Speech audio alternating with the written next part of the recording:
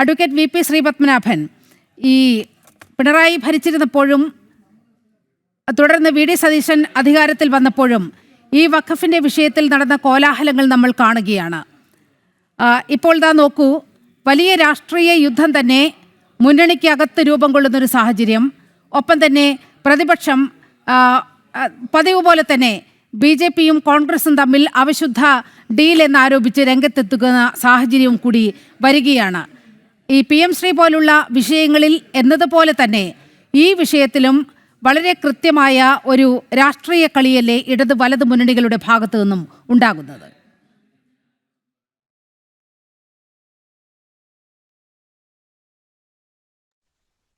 ഇതില് ഒരു കാര്യം വളരെ വ്യക്തമാണ്. നമ്മളെ 2025 വഖഫ് നിയമം അത് പാലിക്കാൻ, അല്ലെ അതിന്റെ വകുപ്പുകളിൽ നിർദ്ദേശിച്ചിട്ടുള്ള മാറ്റങ്ങൾ, വഖഫ് ബോർഡിന്റെ കോൺസ്റ്റിറ്റ്യൂഷൻ, അതിന്റെ ഘടനയുമായി ബന്ധപ്പെട്ട മാറ്റങ്ങൾ പാലിക്കാൻ എല്ലാ സംസ്ഥാന സർക്കാരുകളും കേന്ദ്ര സർക്കാരും ബാധ്യസ്ഥരാണ്.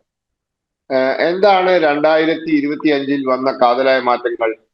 ഒന്ന്, വഖഫ് ബോർഡിൽ അമുസ്ലിങ്ങൾ ആവാം എന്ന ഒരു പ്രൊവിഷൻ വഖഫ് ആക്ടിൽ എഴുതി ചേർക്കും. അതുപോലെ തന്നെ കാലഹരണ നിയമം വഖഫിന് ബാധകമാണ്. 1995 വഖഫ് നിയമത്തിൽ കാലഹരണ നിയമത്തിന്റെ പരിധിയിൽ നിന്നും വഖഫിനെ ഒഴിവാക്കി. അത് ബാധകമാണ് എന്ന് പറഞ്ഞു.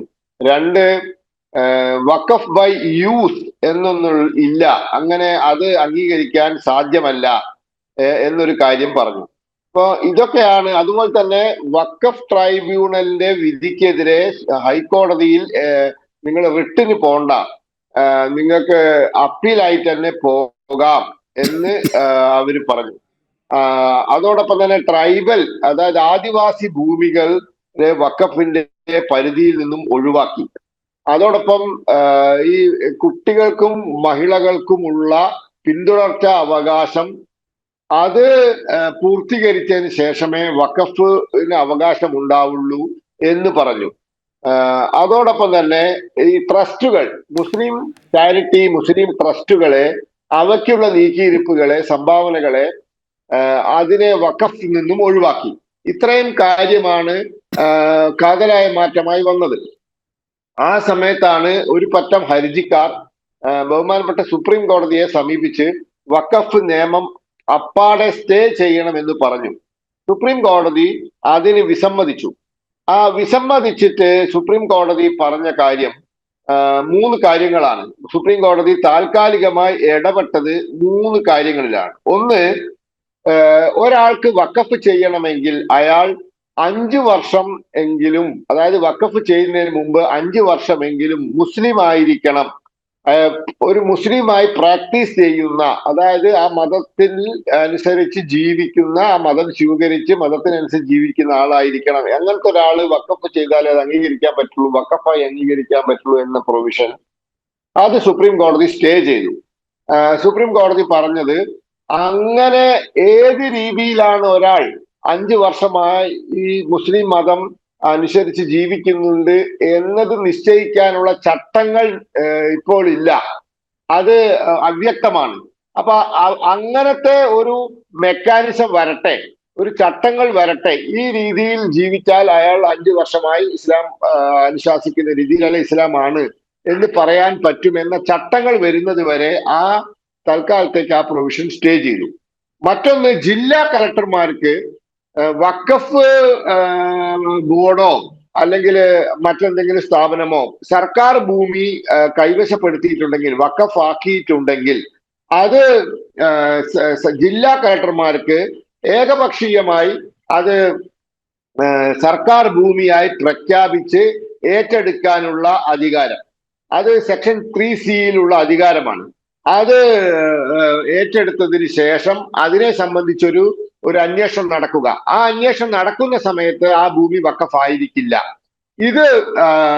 ഇത് ആർബിട്രറി ആണ്, ഇത് വിവേചനപരമാണ്, ഇത് സാധ്യമല്ല. കാരണം ഭൂമിയുടെ ഉടമസ്ഥാവകാശം നിശ്ചയിക്കേണ്ടത് ട്രൈബ്യൂണലും കോടതികളുമാണ്.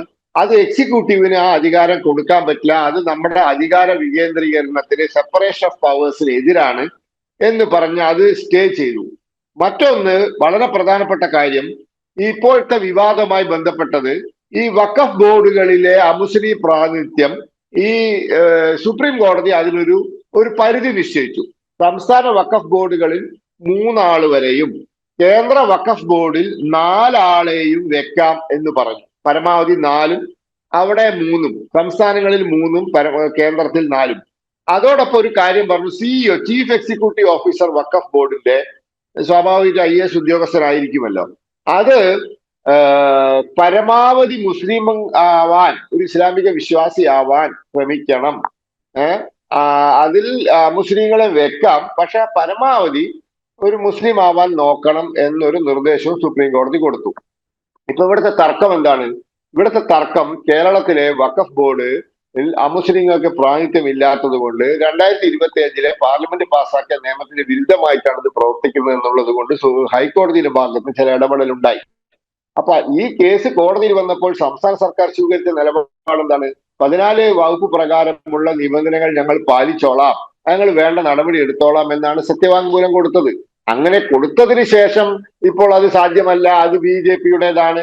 ഈ BJPയോ അല്ലെങ്കിൽ മറ്റ് കോൺഗ്രസോ എന്നുള്ളതല്ല. പാർലമെന്റ് പാസ്സാക്കി രാഷ്ട്രപതി ഒപ്പിട്ട് സുപ്രീം കോടതിയിൽ സ്റ്റേയിന് പോയി, സുപ്രീം കോടതി ഭാഗികമായ സ്റ്റേ മാത്രം കൊടുത്ത് അതിന്റെ കാതലായ മറ്റു വശങ്ങളിലേക്ക് ഇടപെടാതെ നിൽക്കുന്ന ഒരു സാഹചര്യത്തിൽ ഇന്നത്തെ നിയമം അനുസരിച്ച് 3 ആൾ അമുസ്ലിങ്ങൾ വഖഫ് ബോർഡിൽ ഉണ്ടാവണം, കേന്ദ്രത്തിൽ 4 ആളും ഉണ്ടാവണം. എന്നാൽ CEO പരമാവധി മുസ്ലിം ആവാൻ ശ്രമിക്കണം. ഈ നിയമം നിലനിൽക്കെ ഇനിയിപ്പോ അതിൽ തർക്കിച്ചിട്ട് കാര്യമില്ല. അതിപ്പോ ലോ ഓഫ് ദി ലാൻഡ് ആണ്, രാജ്യത്തിലെ നിയമമാണ്. ഇപ്പൊ ഇപ്പോഴുള്ള തർക്കം താങ്കൾ നേരത്തെ പറഞ്ഞതുപോലെ കേവലം രാഷ്ട്രീയം മാത്രമാണ്. അതിപ്പോ നിവൃത്തിയില്ല, അത് അങ്ങനെയാണ്.